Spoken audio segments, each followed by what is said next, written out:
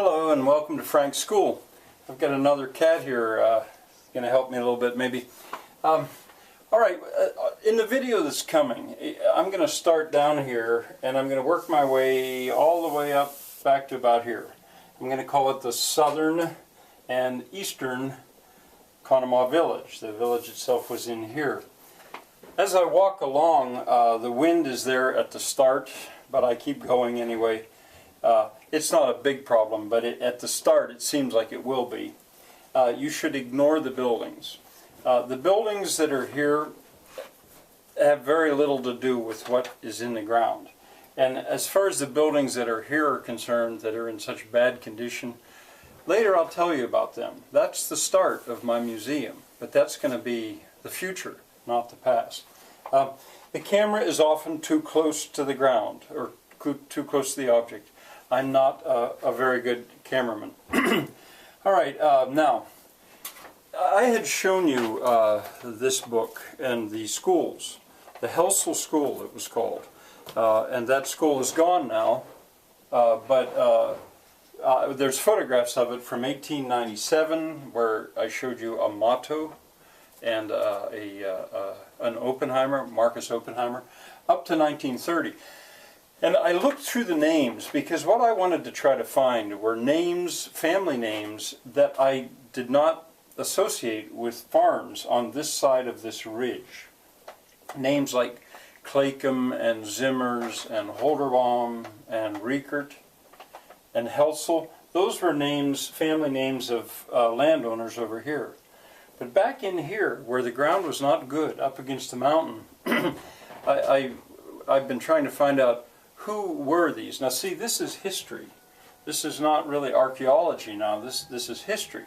And there's much about Conemaugh village which can be found through historical means. I can find a lot of these names. I know already that the names of the Bowsers and the Schneeblis and the Colbaughs, they disappeared from the scene after about 1884. After Oppenheimer bought their land, those names disappeared. But other names stayed, and for example, the name Dively, that name is there consistently throughout the whole thing. And I was struck by the fact that when my grandfather first made this house, so it wasn't just a basement with a roof over it, but actually it was a house right here. The family that rented it from him were Divleys, a man and his wife and two sons. And they live, the one son owns ground, just a little ground, across the way, and maybe I should see him. You know, I'm looking for the names of the workers in the mines. And I'll come back to this matter a little later. There are other names as well, the names that people nowadays don't recognize. But so often at that time, names stayed the same. People stayed in the same place. They didn't move away, especially if they owned land.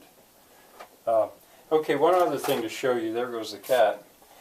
I was a man who helps me here in the farm some. We've been cleaning something up and I had a box of newspapers. Well, here's this box of newspapers. He said, well, that's pretty heavy, or he thought, that's pretty heavy. And he took the newspapers out, and there in the bottom were slates.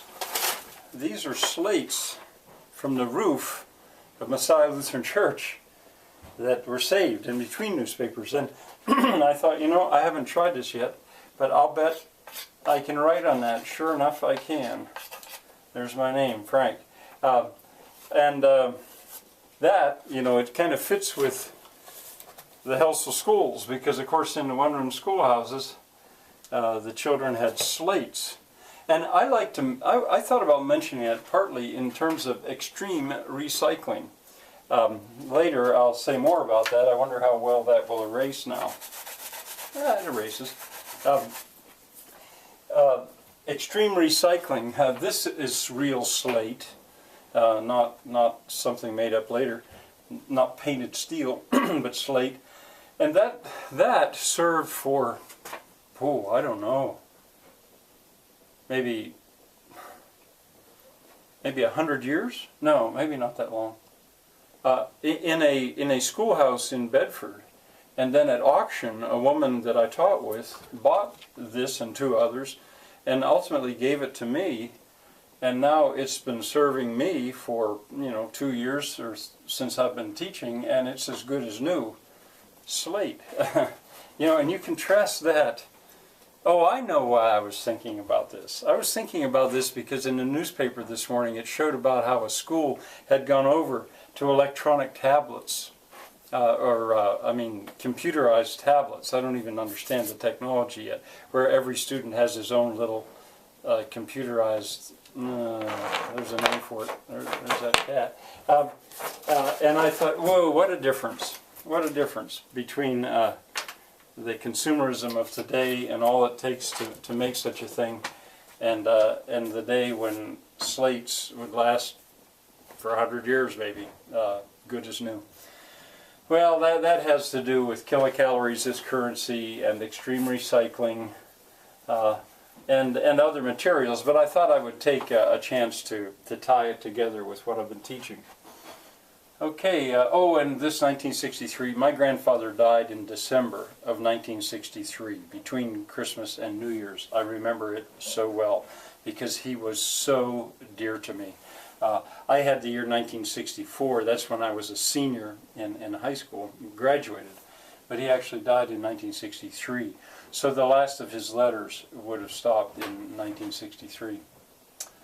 Okay, I think after today I'll have two more videos about the archaeology of Conemaugh village. See you next time.